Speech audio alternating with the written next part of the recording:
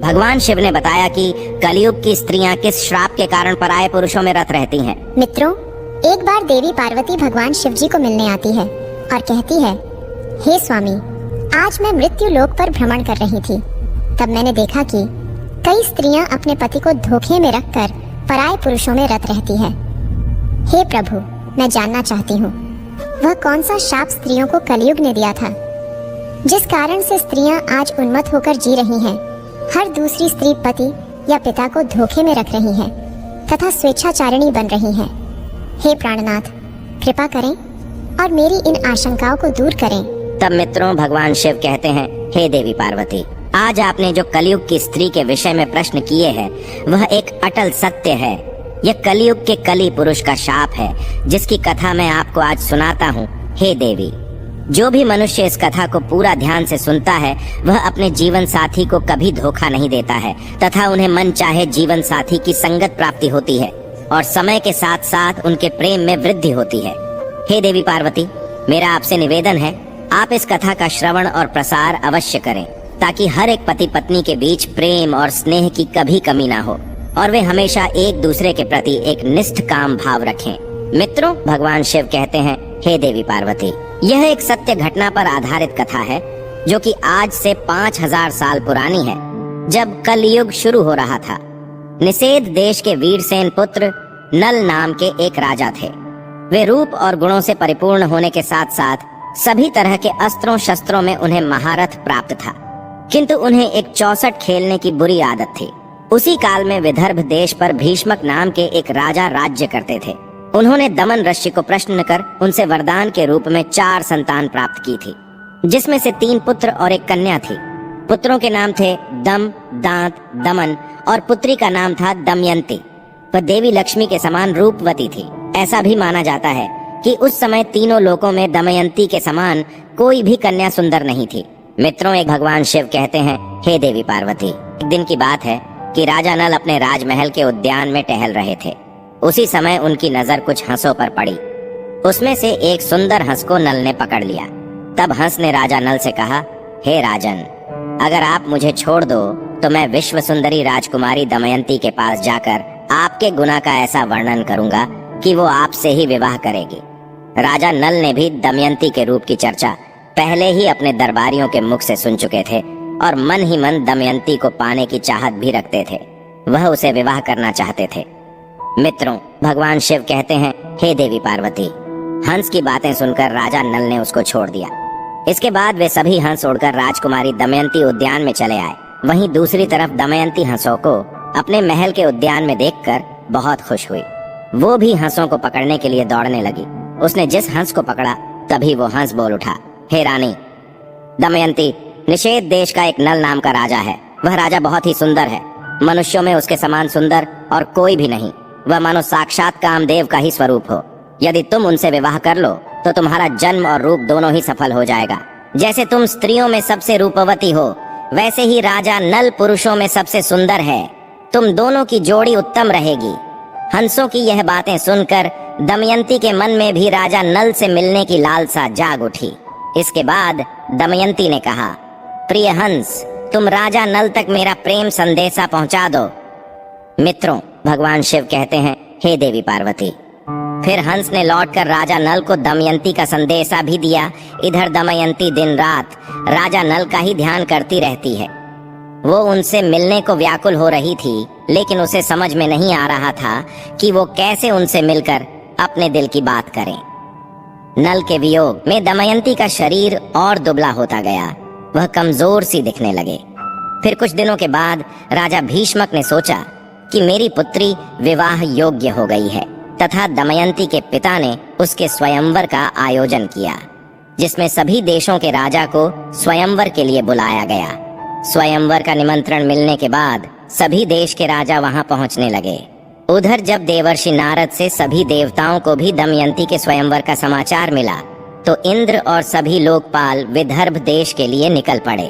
राजा नल को भी संदेशा भेजा गया तो वे भी तुरंत ही दमयंती के स्वयंवर के लिए चल पड़े। मित्रों, भगवान शिव कहते हैं, हे देवी पार्वती, नल के रूप को देखकर इंद्र ने रास्ते में ही अपने विमान को खड़ा कर दिया अपनी राह में राजा नल ने जब सभी देवताओं को देखा तो अपने रथ से नीचे उतरकर उन सबको प्रणाम किया। फिर इंद्र ने राजा नल से कहा, हे वत्स राजन नल, आप बहुत रूपवान और गुणवान हैं। कृपा करके आप हम लोगों के दूत बन जाइए। आप हमारे दूत बनकर दमयंती के पास जाएं और कहें कि इंद्र, वरुण, अग्नि, कुबेर और यम देवता तुम्हारे पास आकर तुमसे विवाह करना चाहते हैं। इनमें से तुम जिसे चाहो उस देवता को अपना पति स्वीकार कर लो। मित्रों, यह सुनने बाद नल ने दोनों हाथ जोड़ते हुए देवताओं से कहा, हे प्रभु, मैं एक दूत बनकर वहां कैसे जा सकता हूँ, जबकि मेरा और आप लोगों का वहां जाने का एक ही उद्देश्य है। इसीलिए मैं आपका दूत बनकर वहां नहीं जा सकता। आप लोग कृपया इस विषय में मुझे क्षमा कीजिए। तब देवताओं ने कहा, हे नल, तुम देवताओं का कहा टाल रहे हो, फिर सोच लो। इंद्र की ऐसी कठोर वाणी सुनकर राजा नल देवताओं के दूत बनने को तैयार हो गए और उन्होंने इंद्र की आज्ञा से राजमहल में प्रवेश किया। तब दमयंती और उसकी सहेलियां भी नल के रूप को देखकर मुग्ध हो गईं और शर्म के मारे कुछ न बोल पा रही थी। तब नल ने कहा, मैं यहाँ देवताओं का दूत बनकर आया हूँ। हे दमयंती, स्वर्ग के देवता तुम्हारे साथ विवाह करना चाहते हैं। तुम किसी भी एक देवता को चुन लो और विवाह कर लो। यही संदेश लेकर मैं तुम्हारे पास आया हूँ। ताओं के प्रभाव से मैंने तुम्हारे महल में प्रवेश किया था, इसलिए मुझे कोई देख नहीं पाया। मैंने तुमसे देवताओं का संदेश कह दिया है। अब तुम्हारी जो इच्छा हो वो करो। तब मित्रों, भगवान शिव कहते हैं, हे देवी पार्वती। दमयंती ने बड़ी ही श्रद्धा के साथ देवताओं को प्रणाम किया और मंद मुस्कान के साथ कहा, स्वामी, मैं तो आपको ही अपना सर्वस्व मानकर खुद को आपके चरणों में सौंपना चाहती हूँ। जिस दिन से मैंने हंसों की बात सुनी है, तब से मैं आपके लिए व्याकुल हूँ। आपके लिए ही मैंने राजाओं की भीड़ इकट्ठी की है। यदि आप मुझ दासी की प्रार्थना अस्वीकार कर देंगे तो मैं जहर खाकर मर जाऊंगी। दमयंती के मुख से ऐसी बातें सुनकर राजा नल ने कहा, हे देवी, जब बड़े बड़े लोकपाल देवता आपसे विवाह करना चाहते हैं तो फिर आप मुझ मनुष्य से क्यों वरण करना चाहती हैं? मैं तो इन देवताओं के चरणों की धूल के बराबर भी नहीं। आप उन्हीं में से किसी एक से विवाह कर लीजिए। देवताओं का अप्रिय करने पर इंसान की मृत्यु भी हो सकती है। अतः आप मेरी रक्षा करें और उनका वरण कर लें। नल की यह बात सुनकर दमयंती घबरा गई।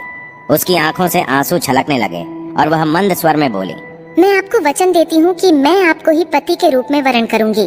तब राजा नल ने कहा, परंतु इस समय मैं यहाँ देवताओं का दूत बनकर आया हूँ। अगर इस समय मैं अपने स्वार्थ की बात करने लगूं तो ये बात सही नहीं होगी। मैं तुमसे विवाह कर सकता हूँ, लेकिन जब वे धर्म के विरुद्ध ना हो। तभी राजकुमारी बोली, इसके लिए मेरे पास एक उपाय है। उसके अनुसार काम करने पर आपको दोष भी नहीं लगेगा और हमारा विवाह भी संपन्न होगा। उपाय यह कि आप सभी लोगों के साथ स्वयंवर मंडप में आए और मैं आपको ही वरमाला डाल दूंगी। मित्रों, भगवान शिव कहते हैं, हे देवी पार्वती। राजा नल वापस देवताओं के समक्ष पहुंच गए और देवताओं के पूछने पर उन्होंने बताया कि वे रानी के पास तो दूत बनकर गया था, लेकिन वो और उसकी सखियां सभी मुझ पर मोहित हो गईं और आप लोगों के प्रस्ताव को उनके सामने रखने के बाद भी वे मुझे ही वरण करने पर तुली है। कुछ समय बाद स्वयंवर की घड़ी आ ही गई। राजा भीष्मक ने सभी को स्वयंवर सभा में बुलाया। सभी राजा अपने अपने स्थान पर आकर बैठ गए। तभी दमयंती भी आ गई। सभी राजाओं का परिचय दिया जाने लगा। वह उन्हें देख आगे बढ़ने लगी। तभी इसी कतार में दमयंती को एक ही स्थान पर नल के समान हूबहू दिखने तथा वैसे ही वेशभूषा वाले 5 राजकुमार खड़े दिखाई दिए। तब वह हैरान हो गई और मन ही मन विचार करने लगी कि इन 5 में से राजा नल को कैसे पहचानूं।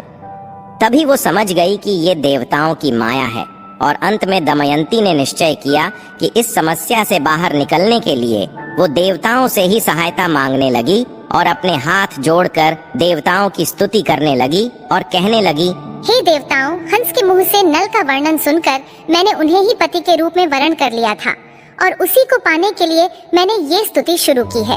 कृपा करें आप लोग अपने साक्षात रूप में प्रकट हो जाए, जिससे मैं राजा नल को पहचान सकूं। देवताओं ने प्रसन्न होकर उसे ऐसी शक्ति दी जिससे वह देवता और मनुष्य में अंतर कर सके। तत्पश्चात वह राजा नल के गले में माला डालकर उसका वरण कर लिया। मित्रों, भगवान शिव कहते हैं, हे देवी पार्वती, स्वयंवर पूरा होने के बाद देवता वापस स्वर्ग की ओर जा रहे थे। उस समय उनकी मार्ग में ही कलयुग और द्वापर से भेंट हो जाती है। तब इंद्र ने पूछा, कलयुग कहाँ जा रहे हो? तब कलयुग ने कहा, मैं दमयंती के स्वयंवर में उससे विवाह करने के लिए जा रहा हूँ। फिर इंद्र ने बताया, अरे स्वयंवर तो कब का पूरा हो गया। दमयंती ने नल का वर्णन कर लिया है, हम लोग तो बस देखते ही रह गए। यह सुन कलयुग बोला, यह तो अनर्थ हो गया। उसने देवताओं का घोर अपमान किया है, इसीलिए उसे इस अपराध दंड अवश्य मिलना चाहिए। तभी देवताओं ने कहा, दमयंती ने हमारी आज्ञा प्राप्त करके ही नल को वर्णन किया है। हे कली, वास्तव में नल सर्वगुण संपन्न और उसके योग्य वर है। वे धर्म के बड़े ज्ञाता भी हैं, इसीलिए उसको श्राप देना पुण्यवान ब्राह्मण को नरक में गिराने के समान है, जो कि एक महापाप है। मित्रों, भगवान शिव कहते हैं, हे देवी पार्वती। ऐसा कहकर देवता आगे बढ़ गए, लेकिन कलयुग और द्वापर इसी विषय पर बात कर रहे थे। कलयुग ने द्वापर से कहा, मैं अपना क्रोध शांत नहीं कर सकता, इसीलिए मैं नल के शरीर में निवास करूंगा और उसे मैं राजविहीन कर दूंगा। उस स्थिति में वह दमयंती के साथ नहीं रह सकेगा। उसे 64 का बड़ा शौक है, इसीलिए तुम भी 64 के पासों में प्रवेश करके मेरी सहायता करना। और द्वापर ने भी उसकी बात मान ली। इसके बाद द्वापर और कलयुग दोनों ही नल की राजधानी गए, लेकिन कली को नल के शरीर में प्रवेश करने का कोई मार्ग नहीं मिल रहा था। वो सिर्फ एक अवसर चाहता था, नल के शरीर में प्रवेश करने का। इसी तरह समय बीतता गया, लेकिन कलयुग कुछ न कर पाया। फिर 12 वर्ष पश्चात एक दिन राजा नल संध्या के समय लघु शंका से निवृत्ति होकर बिना हाथ पैर धोए भोजन करने को बैठ गए। यह अपवित्र अवस्था देखकर कलयुग उनके शरीर में प्रवेश कर गया। वहीं कलियुग दूसरा रूप धारण कर उनके भाई, जो अलग रहकर अपना राज्य चलाते थे, पुष्कर के पास गया और उसने कहा, तुम नल के साथ 64 खेलो, मैं वचन देता हूँ। मैं निश्चित रूप से उसका राज्य जिताने में तुम्हारी मदद करूंगा। पुष्कर ने कलयुग की बात मान ली और नल के पास शीघ्र ही चला आया। जब पुष्कर ने राजा नल को जुआ खेलने के लिए ललकारा, तो राजा नल दमयंती के सामने उसकी ललकार सह न सके। मित्रों, भगवान शिव कहते हैं, हे देवी पार्वती। राजा नल ने 64 खेलने का निश्चय किया। फिर खेल प्रारंभ हुआ। उस समय नल के शरीर में कलयुग प्रवेश कर चुका था और पासों में द्वापर था, इसीलिए नल जो कुछ भी जुए में लगाते वो हार जाते। प्रजा और मंत्रियों ने राजा को रोकना चाहा, लेकिन वे सब कुछ हारने तक नहीं रुके। जब मंत्रियों ने रानी तक राजा को रोकने का संदेश पहुंचाया, तब दमयंती ने राजा नल से कहा, हे स्वामी, आपकी सारी प्रजा आपके दुख के कारण अचेत हुई जा रही है। इतना कहकर दमयंती भी रोने लगी, लेकिन राजा नल कलयुग के वश में होने के कारण उसकी एक बात भी नहीं सुन रहे थे और जुआ खेलते रहे। द्वापर का पासों पर नियंत्रण था, इसलिए राजा नल जो भी पासे फेंकते थे उनके प्रतिकूल ही पड़ते। जब दमयंती ने ये सब देखा, तो राजा नल के सारथी को बुलाकर बच्चों को रथ में बिठाकर कुंडी नगर को भेज दिया। इसके बाद पुष्कर ने राजा नल का सारा धन 64 में जीत लिया और बोला, क्या तुम्हारे पास दांव पर लगाने के लिए कुछ और भी है?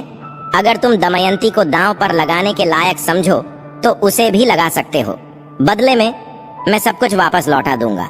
लेकिन राजा नल ने दमयंती को दांव पर नहीं लगाया। मित्रों, 64 में सब कुछ हारने के बाद राजा नल और दमयंती जंगल जंगल भटकने लगे, तो उन्हें भोजन तक नसीब नहीं होता था। एक दिन राजा नल ने देखा कि कई पक्षी उनके पास आकर बैठ गए। उन पक्षियों के पंख सोने के समान चमक रहे थे। नल ने सोचा कि अगर मैं इन पक्षियों के पंख प्राप्त कर लूं तो इनसे कुछ धन मिल सकता है। ऐसा सोचकर उन्हें पकड़ने के लिए नल ने उन पर अपने पहने हुए वस्त्र डाल दिए, लेकिन पक्षी उनके वस्त्र भी लेकर उड़ गया। असल वे में पक्षी नहीं थे। राजा के पास जो राजसी वस्त्र थे वे कलयुग पक्षी बनकर उसे भी छीनने को आया था। नल अब नंगे होकर बड़ी ही खिन्नता के साथ ऊपर देखता हुआ रह गया और मायूस होकर वह दमयंती के पास पहुंचा और उसे सामने के मार्ग दिखाने लगा। दमयंती, तुम देख रही हो, यहाँ बहुत से रास्ते हैं। अवंती की ओर जाता है, दूसरा पर्वत होकर दक्षिण देश को सामने विंध्याचल पर्वत है। ये पियोशनी नदी समुद्र में मिलती है और यह कौशल देश का मार्ग है। राजा नल का दुख और लाचारी देखकर दमयंती की आंखें आंसुओं से भर गई। नल से कहा, क्या आपको लगता है कि मैं आपको छोड़कर अकेली कहीं जा सकती हूँ? मैं आपके साथ रहकर ही आपके दुखों को बांटना चाहती हूँ। दुख में आपका साथ देना मेरा पहले धर्म है, ऐसा कहकर नल के मन के दुखों को हल्का कर देती है। उस समय नल के शरीर पर एक भी वस्त्र नहीं था और ना ही जमीन पर सोने या बैठने के लिए कोई वस्त्र थे। मित्रों, भगवान शिव कहते हैं, हे देवी पार्वती, नल और दमयंती के साथ कलयुग ने अपना क्रोध इस प्रकार से निकाला। फिर संध्या समय वे दोनों वहीं पर ही सो गए। कुछ समय बाद नल गहरी सोच में पड़ गया और मन ही मन कहता है कि ये मुझसे बड़ा प्रेम करती है। प्रेम के कारण ही उसे इतना दुख झेलना पड़ रहा है। फिर राजा नल ने सोचा कि इसे छोड़कर चला जाऊं तो संभव है कि इसे इन दुखों से राहत मिल जाए और यह चलते चलते अपने पिता के राज्य को चली जाए। यह सोचकर उसने दमयंती की साड़ी को फाड़कर अपना शरीर ढक लिया। दमयंती गहरी निद्रा में थी और नल उसे छोड़कर निकल गए। दरअसल शरीर में कलयुग का प्रवेश होने के कारण राजा नल की बुद्धि नष्ट हो गई थी, इसीलिए वे अपनी पत्नी को वन में अकेला छोड़कर वहां से चले गए। जब दमयंती की नींद टूटी तब उसने देखा कि राजा नल वहां नहीं है। यह देख वह चौंक गई और राजा नल को पुकारने लगी। जब दमयंती को राजा नल बहुत देर तक दिखाई नहीं पड़े तो वह जोर जोर से रोने लगे और भटकती हुई जंगल के बीच पहुंच गई। वहां एक बड़े से अजगर ने दमयंती पर हमला कर दिया और दमयंती चिल्लाने लगी। तब उसके स्वर एक व्याध के कान में पड़े। वह उधर ही घूम रहा था। वह दौड़कर वहां आया और यह देखकर कि दमयंती को अजगर निगल रहा है, तभी उस शिकारी ने तेज बाणों से उस अजगर का मुंह चीर डाला। फिर उसने दमयंती को अजगर से छुड़ाकर सहारा देकर भोजन करवाया। तत्पश्चात तुम कौन हो?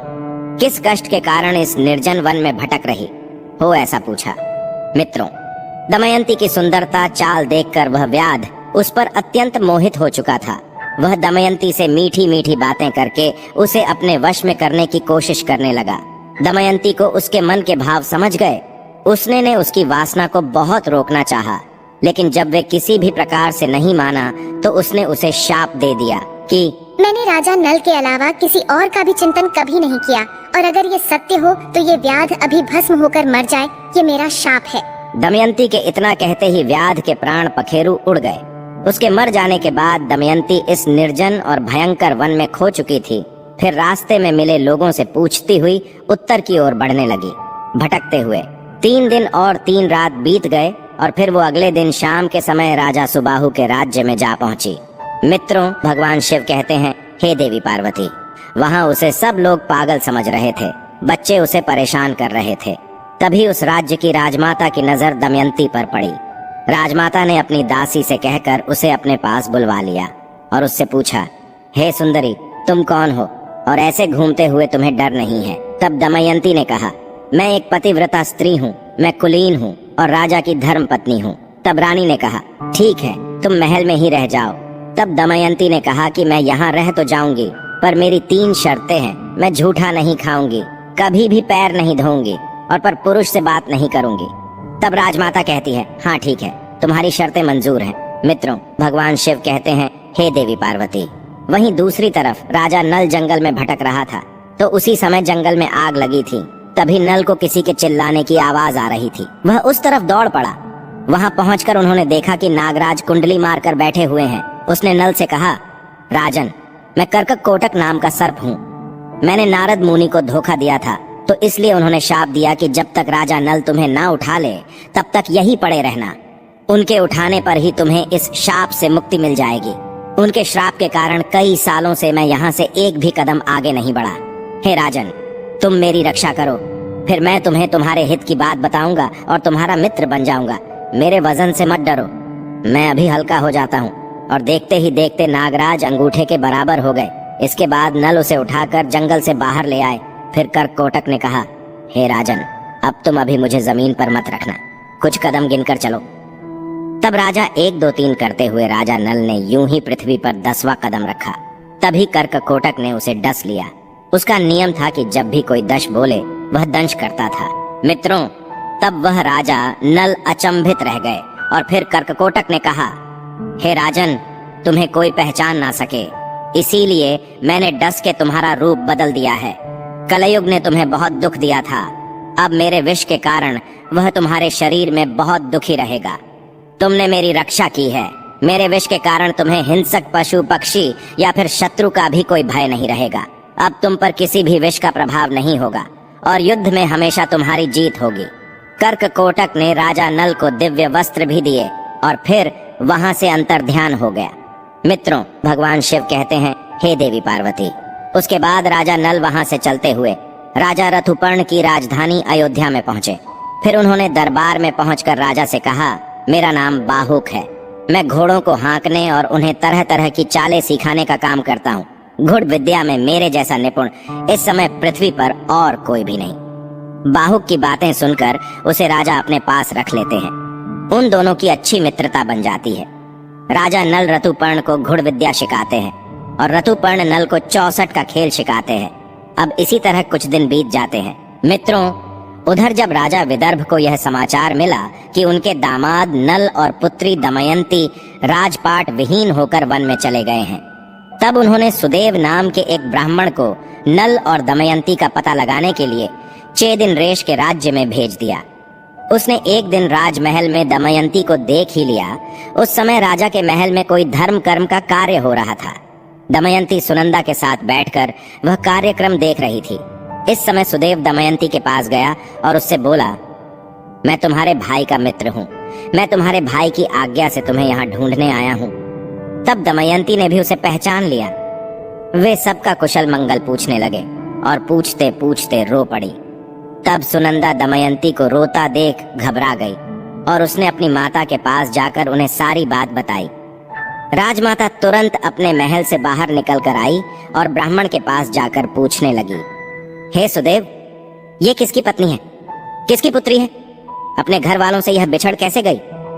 तब सुदेव ने उनका पूरा परिचय राजमाता को दिया। इसके बाद सुनंदा ने अपने हाथों से दमयंती को स्नान कराया, जिससे उसकी बाहों के बीच का लाल चिन्ह चंद्रमा के समाज प्रकट हो गया। उसके ललाट का वह दिल देखकर सुनंदा व राजमाता दोनों ही रो पड़े, क्योंकि राजमाता दमयंती की मौसी थी और उसने यह बात उनसे छुपाई हुई थी। तो भगवान शिव कहते हैं, हे देवी पार्वती। फिर दमयंती अपने पिता के घर को चली जाती है और रोते हुए गिड़गिड़ाते हुए उनसे प्रार्थना करती है वे उसके पति नल को ढूंढ ले। अपनी पुत्री की बात सुनकर राजा भीष्मक सुदेव को बुलाते हैं और राजा नल की खोजने की योजना बनाते हैं। उस समय दमयंती सुदेव से कहती है, हे सुदेव, हो सकता है कि मेरे पति शर्म के मारे तुमसे ना मिले और गुप्त रहकर अपना जीवन व्यापन कर रहे होंगे। तब तुम उनसे कहना कि वाह रे मेरे प्यारे छलिए, तुम मेरी साड़ी में से आधा वस्त्र फाड़कर चले गए। आपकी दासी उसी अवस्था में आपका इंतजार कर रही है। मित्रों, ब्राह्मण नल को ढूंढने निकल पड़े। बहुत दिनों के बाद एक ब्राह्मण वापस आया। उसने दमयंती से कहा, मैंने राजा ऋतुपर्ण के पास जाकर भरी सभा में आपकी बात दोहराई तो किसी से कुछ जवाब नहीं मिला। लेकिन जब मैं वहां से वापस आने लगा तब बाहुक नाम के एक सारथी ने मुझे एकांत में बुलाया। बाहुक शरीर से अत्यंत कुरूप और उसके हाथ छोटे छोटे थे। वह लंबी लंबी सांस लेकर रोता हुआ मुझसे कहने लगा, उच्च कुल की स्त्रियों के पति उन्हें छोड़ भी देते हैं तो फिर भी वे अपने शील की रक्षा करती हैं क्या? मति भ्रष्ट करने वाला पुरुष उस समय विपत्ति के कारण दुखी और अचेत था, इसीलिए उस पर क्रोध करना उचित नहीं। जब वह अपनी प्राण रक्षा के लिए जीविका चला रहा था तब पक्षी भी उसके वस्त्र लेकर भी उड़ गए। मित्रों, भगवान शिव कहते हैं, हे देवी पार्वती। जब ब्राह्मण ने ये बातें दमयंती से कहीं, उसकी आंखों में आंसू भर गए। रोते हुए उसने अपनी माता को सारी बात बताई। तब दमयंती की माता ने कहा कि यह बात वह अपने पिता से ना कहे। मैं सुदेव ब्राह्मण को इस काम के लिए भेजती हूँ। तब दमयंती ने सुदेव से कहा, हे सुदेव, आप जल्द से जल्द अयोध्या नगरी पहुँचे और वहाँ पहुँचकर राजा ऋतुपर्ण से कहना कि दमयंती फिर से स्वयंवर कर पति का चुनाव करना चाहती है। वहाँ बड़े बड़े राजा और राजकुमार आ रहे हैं और स्वयंवर की तिथि कल ही है, इसीलिए अगर आप पहुँच सके तो वहाँ चले जाइए। जीने अथवा मरने का किसी को पता नहीं है, इसीलिए राजकुमारी दमयंती कल शाम से पहले ही पति का वर्णन करेगी। यह बात सुनकर सुदेव अयोध्या गए और उन्होंने राजा ऋतुपर्ण से यह सब बातें बता दी। सुदेव की बातें सुनकर राजा ने बाहुक को बुलाया और कहा, और हमें जल्द से जल्द विदर्भ देश में पहुंचना है। मित्रों, ऐसी बातें सुनकर जैसे नल का कलेजा ही फट गया और उसने सोचा कि यह संभव नहीं है कि दमयंती दूसरा विवाह करना चाहती है। फिर नल और ऋतुपर्ण शीघ्रता से रथ में बैठकर विदर्भ में आते हैं। घोड़ों की चाल से दमयंती को पता लग जाता है कि हो ना हो इस रथ का सारथी स्वयं राजा नल ही है। जब उसने खिड़की से बाहर झांक कर देखा तो एक कुरूप व्यक्ति घोड़ों की सेवा कर रहा था। दमयंती को पता लग गया कि वहीं राजा नल है। वह दौड़ते हुए उनके पास गई और उसे गले से लगा लिया। तभी बाहुक ने कर्क कोटक नाग के जो वस्त्र पहने हुए थे उसे उतार दिए और पत्नी के सच्चे प्रेम के कारण कलयुग का असर समाप्त हो गया, जिस कारण से वह राजा नल के शरीर से बाहर आता है और दमयंती का पति के प्रति प्रेम भाव देखकर उसे अत्यधिक घृणा हो जाती है। वहीं राजा नल भी अपने पूर्व रूप में वापस आ जाते हैं। मित्रों, भगवान शिव कहते हैं, हे देवी पार्वती, किंतु अभी भी द्वापर युग का काल थोड़ा शेष था, जिस कारण से कली नल और दमयंती को अपने वशीभूत नहीं कर पाया और उसने क्रुद्ध होकर दमयंती को शाप दिया कि हे दमयंती, आज तो तुम मेरे वशीभूत नहीं हो पाई, अपितु मैं कलयुग की नारियों को यह शाप देता हूँ। मित्रों, भगवान शिव कहते हैं, हे देवी पार्वती, अब मैं आपके सारे प्रश्नों के उत्तर देता हूँ जो कलयुग ने स्त्रियों को दिए थे। हे गौरी, कलयुग कहता है, ये स्त्रियां आलसी बन जाएंगी, देर से उठेगी, पति के साथ ही भोजन करेगी, वे अपनी पति से कभी भी संतुष्ट नहीं रहेगी और गुण अधिक धन की लालची बन जाएगी। अतः कलयुग में स्त्रियों का राज हो जाएगा। हर घर की पुत्र वधू काम के लिए घर से बाहर जाएगी, धन की प्राप्ति होने सवेचाचारिणी बन जाएगी, उन्हें पति से ज्यादा पराये पुरुष अधिक पसंद होंगे, वे सही समय पर विवाह नहीं करेंगी तथा स्त्री को जो माँ बनने का वरदान मिला है उसका भी अपमान करेगी और स्वयं बच्चे को जन्म देना नहीं चाहेगी। हे पार्वती, कलयुग की स्त्री कम वस्त्र परिधान करेंगी, उनका प्रेम भी झूठा होगा, बाल कटवाएगी, ठीक से बच्चों और परिवार की परवरिश नहीं करेंगी तथा अपने घर के वृद्ध लोगों को घर से बाहर निकाल देगी। हे गौरी, कुंवारी कन्या जो कि स्वयं देवी का स्वरूप है, वह भी विवाह पहले गर्भवती हो जाएगी। उनका पूजा पाठ में मन नहीं लगेगा, केवल दिखावे के लिए ईश्वर की पूजा करेंगी। किंतु जो लोग धर्म का पालन करते हुए ईश्वर का नाम स्मरण करते हैं, उन्हें मुक्ति मिल जाती है।